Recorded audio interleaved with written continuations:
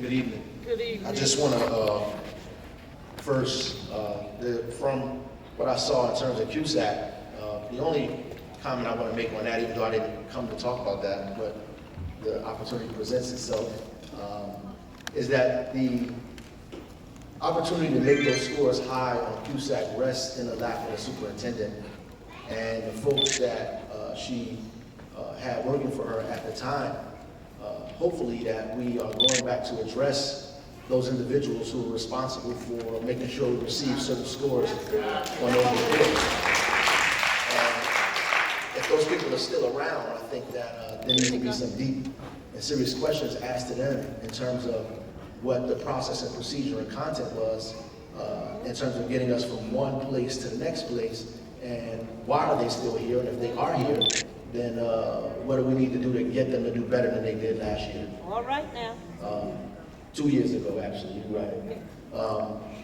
I just want to say, I'm looking forward to us trying to make sure that this school year is a lot better than the problematic school years that we have had previous to today. And there's a few things that apparently needs to happen in order for us to get to that point. I'm not just a mayor, I've been an educator in Newark for over 22 years. I witnessed 5 superintendents.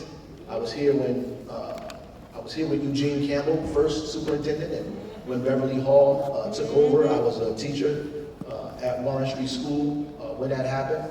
I was also a teacher when Marion Bolden became the superintendent and subsequently became a vice principal and then a principal under her tenure and leadership.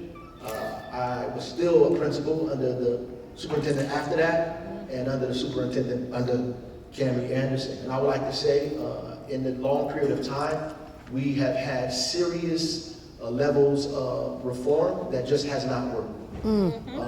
I hope that we have the sense to understand that the reforms that we have been witnessing over the last few years have been a disaster. And I'm saying that as kindly and as respectfully as possible, but none of them has worked. In fact, the Renew schools have put us in a serious deficit, a $50 million, if I'm incorrect, forgive me, deficit in a school year. We have not witnessed any real cataclysmic change in test scores or any other kinds of thing. I mean, there should be no real support of any of those reforms that were taking place prior to today. And if you guys think, and ladies think you should support that, I think that we need some serious public explanation as to why those reforms are still being carried out in the midst of all of this chaos. It is strange to me that we continue to still hold on to One Newark.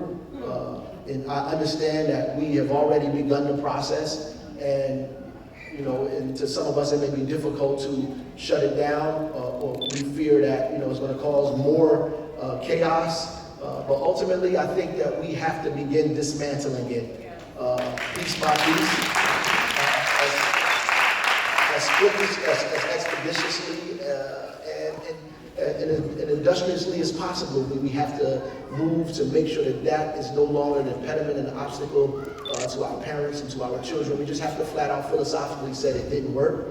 And it's okay, because sometimes I have ideas that don't work. And we just have to admit to the fact that it didn't work, and pragmatically we need to go in another direction. And if we are continuously trying to push something to make it work and hope that one day it's going to magically transform into something that's good, we're going to be waiting for a very, very long time for that to happen. I also want to say that there are problems with schools that we turned over to charters.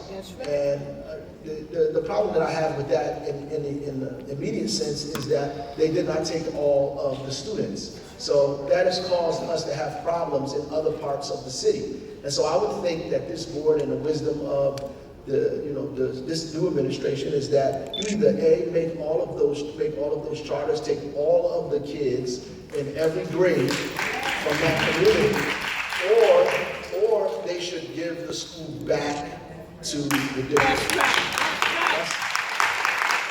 That's that's not me. That's not me. And I know there's people in here there's countless press folks in here who are going to try to misconstrue that in any way that they can, because they're really paying attention to what we're saying, and our fight is more important to them than the fact that there's special needs kids that are not placed in places they belong. That students are not in schools where they belong. Parents have to send their kids across town. So there's no story on that. It'll just be story on the mayor made a comment at the meeting and how that was perceived or taken. It's really superficial, the kind of things that we're talking about, and the real deep discussion about how kids are being educated is being glossed over because it's not really the sexy thing to report in the newspaper. Right? And so it's important for us to dig deep in the weeds to begin talking about how teachers are being trained, how are we giving staff development to our educators, how are we going to bring those people off of the EWPS list and bring them back into the schools, how is that going to be transitioned? And how are we going to make sure that we have strong teachers in classrooms? How are we going to make sure we have strong principals that are not just pulled and repeated over and over and over and over again? If we want to meet CUSAC, we have to talk about strong schools and strong principals that remain there even through difficult times, and not because they're having a bad time, you kick them out the back door. How do we support them? How do we give them what they need in order to become successful? These are the discussions that we need to have in education, and I learned that from some very good people that were over me that are still in the district. I just talked to a young lady in the back who I said it was about 4 or 5 people in the district who protected me when I was an educator in the school system, who pulled me aside, who gave me information, who gave me support, an article if they needed to, information if they had to, and a cussing out sometimes too, when I needed it. But it's important that I always felt like there was support from me, from individuals. And our principals need to feel that way, and the teachers in this district absolutely need to feel that way, and in order to build a morale back up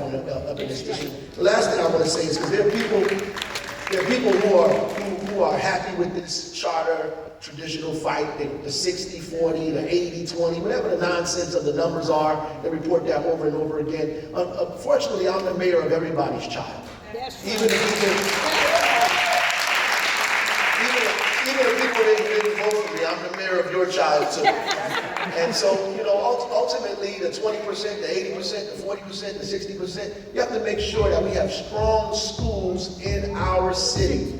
Bottom line, point blank, period. We cannot feed one part of the city at the expense of the other. That's right. We cannot grow one part of the city at the expense of the other. We cannot do that. It is morally wrong to take services, attendance counselors, special needs teachers, teachers' aides from students in schools and then say the school is not working. That's right. Right? And it's just my heartfelt feeling about it. And then there's all these people around here who are playing politics with this whole thing. Right? Who are here, who are in here passing out money, who are doing all kinds of things, trying to grab people from side to side, waiting for the next school board election to pop up. I'm going to tell you this, I'm always going to be here. All right. I'm always going to be here. I'm not going anywhere.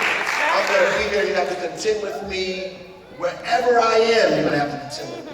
And I'm going to tell you this. It's not about your group, your organization, your posse, whatever it is. It's about these babies in this school every single day. I was a teacher because I wanted to be.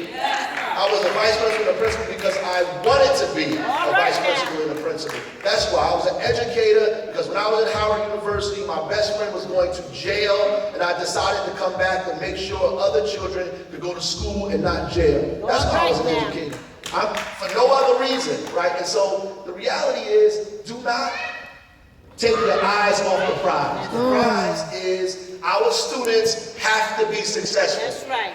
And there was no cross discussion about local control until this year. That's right. There was one-sided discussion. It was us telling people we needed local control and everybody else ignoring us. That's right. So when